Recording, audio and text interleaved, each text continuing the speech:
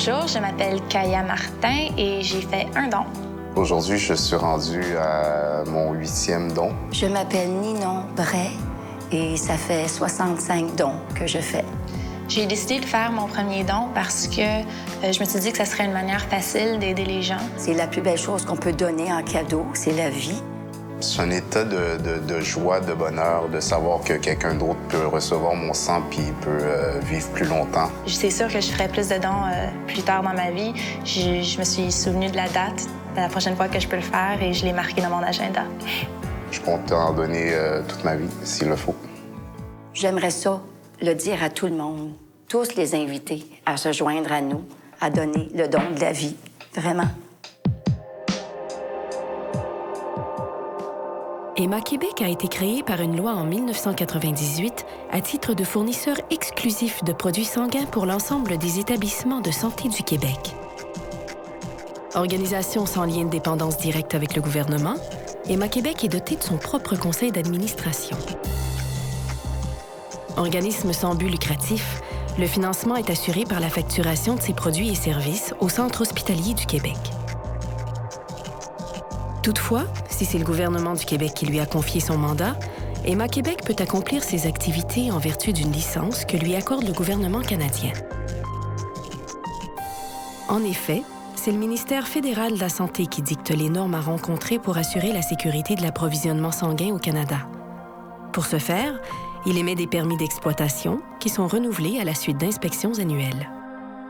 Au niveau de l'approvisionnement sanguin, les activités d'Héma-Québec consistent à établir des partenariats avec les bénévoles organisateurs de collecte et recruter des donneurs de sang, être responsable de la collecte des produits sanguins, traiter et transformer les produits recueillis selon les normes de qualité et de sécurité les plus rigoureuses, fournir aux hôpitaux du Québec les produits sanguins dont ils ont besoin. Unique et irremplaçable, le sang apporte aux cellules l'oxygène et les éléments nutritifs dont elles ont besoin, en plus de recueillir leurs déchets. Le sang est constitué de plusieurs éléments. Il y a d'abord les globules rouges qui transportent l'oxygène grâce à l'hémoglobine. C'est l'hémoglobine qui donne au sang sa couleur rouge. Un deuxième composant, les globules blancs, protège l'organisme contre les microbes et les agents extérieurs. Ils jouent un rôle essentiel dans le système immunitaire. Il y a également les plaquettes qui interviennent dans la coagulation. Elles contribuent à arrêter l'écoulement du sang lorsqu'un vaisseau sanguin est sectionné. Finalement, le plasma, qui forme environ 55% du volume sanguin, sert principalement au transport des cellules sanguines et des substances nutritives. Le plasma remplit également plusieurs autres fonctions, dont l'irrigation des tissus. Chaque personne possède un groupe sanguin qui lui est propre, soit le groupe A, B, AB ou O. Il existe aussi d'autres groupes sanguins dont le plus connu est le rhésus ou RH qui peut être positif ou négatif. Lorsqu'une personne doit recevoir une transfusion sanguine, il faut trouver le bon groupe sanguin, sinon il peut se produire une réaction chez le receveur. Au Québec, près de 9 personnes sur 10, 88%, sont du groupe sanguin O ou A.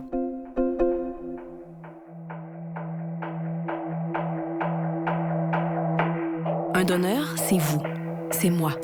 C'est une personne qui veut donner du sang dans le but de contribuer à sauver des vies. Il n'y a aucun danger de contracter une maladie en donnant du sang.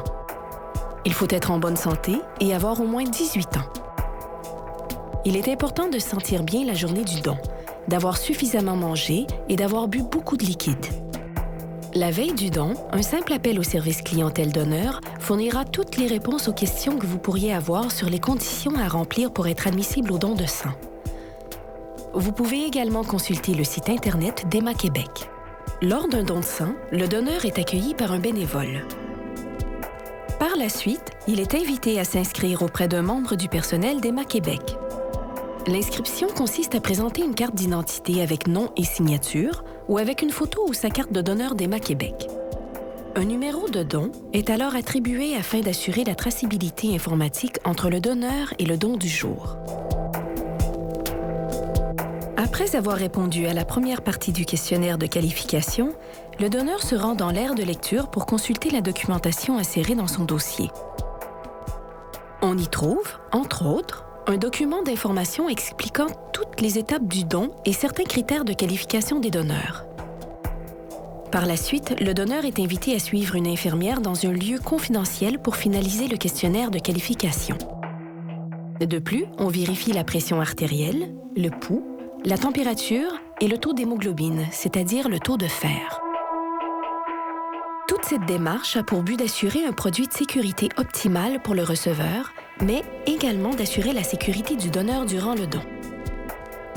Une fois l'entrevue de qualification terminée, le donneur est invité à s'asseoir sur une chaise de prélèvement. Chaque don est précieux.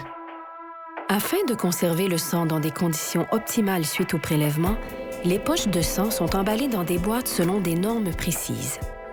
Le sang est alors acheminé vers l'un des 2 établissements d'Héma-Québec, situés à Montréal et à Québec.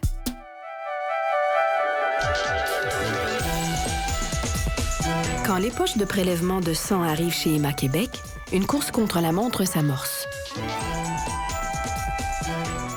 La raison est simple. Le sang est une denrée périssable et sa période de conservation est limitée. Il faut donc procéder efficacement tout en respectant des normes et des procédés de transformation extrêmement rigoureux. Le contenu de chaque boîte est soigneusement inspecté. Lors de cette inspection visuelle, la température, les tubes contenant les échantillons de sang et le nombre de questionnaires doivent correspondre exactement à celui des poches. Un code-barre unique est apposé sur chaque poche et enregistré par un lecteur optique. En tout temps, chaque don peut être identifié et retracé. La poche est ensuite pesée. Le procédé utilisé pour fabriquer les composants sanguins est la centrifugation. Une première centrifugation d'une poche de sang vise à séparer les globules rouges du plasma. Lors de la centrifugation, les globules rouges se déposent au fond de la poche. Le plasma reste en surface, alors que les globules blancs et les plaquettes restent en suspension dans le plasma au-dessus des globules rouges. On extrait ensuite le plasma riche en plaquettes dans un des sacs satellites. La quasi-totalité des globules blancs est éliminée par filtration pour réduire le risque de réaction transfusionnelle. Dans la poche de prélèvement d'origine, il ne reste plus que les globules rouges auxquels sera ajoutée une solution nutritive. La poche de plasma riche en plaquettes est à son tour centrifugée pour en extraire les plaquettes.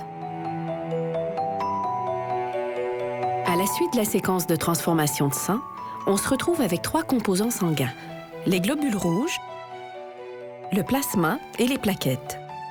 Il existe un 4e composant, le cryoprécipité, obtenu en congelant et en décongelant du plasma.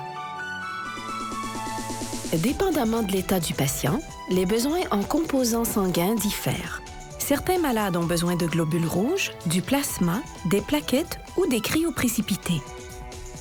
Toutes ces étapes de transformation sont réalisées sans que les composants sanguins n'entrent en contact avec l'air grâce à un dispositif en circuit fermé.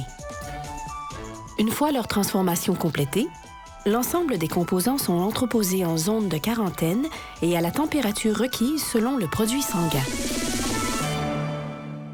Une fois transformés, testés et étiquetés, les composants sont entreposés et prêts à être envoyés au Centre hospitalier du Québec.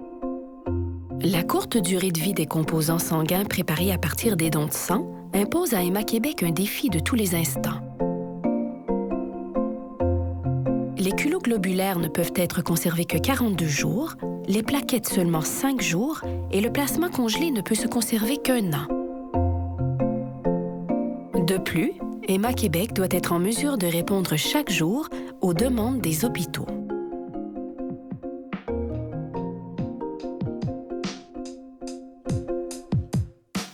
Je m'appelle Tristan Bignel et j'ai eu 151 transfusions. Bonjour, mon nom est Priscilla Sanon et j'ai reçu une centaine de transfusions. Mon nom, c'est Charles Dubois et j'ai eu plus de 50 transfusions sanguines. Je m'ai fait frapper par un camion, puis là, mon foie a éclaté. J'ai été Diagnostiquée à ma naissance avec anémie falciforme, c'est une maladie héréditaire du sang qui déforme les globules rouges. J'ai eu un dur combat contre la leucémie. C'était d'un état avancé à l'origine. On a trouvé un traitement qui pourrait m'aider, ce serait de me transfuser régulièrement chaque mois. Pour me maintenir en vie le temps des traitements, évidemment, sans transfusion sanguine, c'était le décès automatique. Je ne pouvais pas survivre au traitement de chimiothérapie intense. Si j'avais pas reçu de sang, je serais mort. J'aimerais dire aux donneurs de donner du sang parce qu'on peut sauver beaucoup de gens. Ça peut être nous-mêmes, nos enfants, notre famille, des proches, et ça peut aider plusieurs vies. Peu importe l'avancée de la médecine, OK? La médecine, aujourd'hui, font des miracles. Mais ce que je leur dis, c'est que le sang synthétique, ça n'existe pas encore. Et s'il n'y a pas des dons de sang pour nous maintenir en vie le temps des traitements, bien, peu importe l'avancée médicale, c'est le décès automatique. On n'est pas capable de survivre. Merci beaucoup d'avoir donné du sang.